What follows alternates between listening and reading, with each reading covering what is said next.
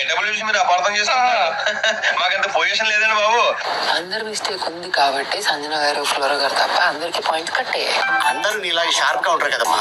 నేను అర్థమయ్యేలా లోపలికి తీసుకెళ్ళి చెప్తారు, నువ్వు వెళ్ళి పని చూసుకోమ్మా. ప్రతిసారి అంతే. ఎప్పుడు ఎవరి మీద బ్లేమ్ తోసేద్దామా, ఎవరిని బ్యాడ్ గా చూపిద్దామా. ఈ దేశంలో పక్కుడు పని మీద ఉన్నంత ఇంట్రెస్ట్ సొంత పని మీద ఉండదు జనాలకి. చిచి సంస్కారహీన.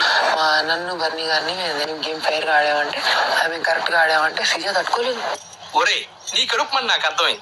శ్రీజ తను గెలవడం కోసం, తను ఫస్ట్ రావడం కోసం అందరినీ ముంచేస్తుంది. మీకు చేతులకు నమస్కరిస్తున్నాను ఆయన. నాకు ఇలాంటి లంఫటాలు ఫిట్టింగ్ ఎట్టకండి.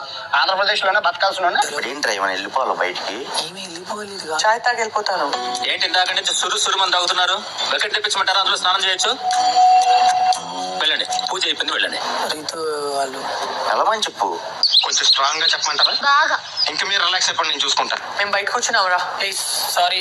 అనౌన్స్మెంట్ వస్తే రాము డాన్స్ చేసిస్తాడు రా. రండి బయటకు వచ్చాను.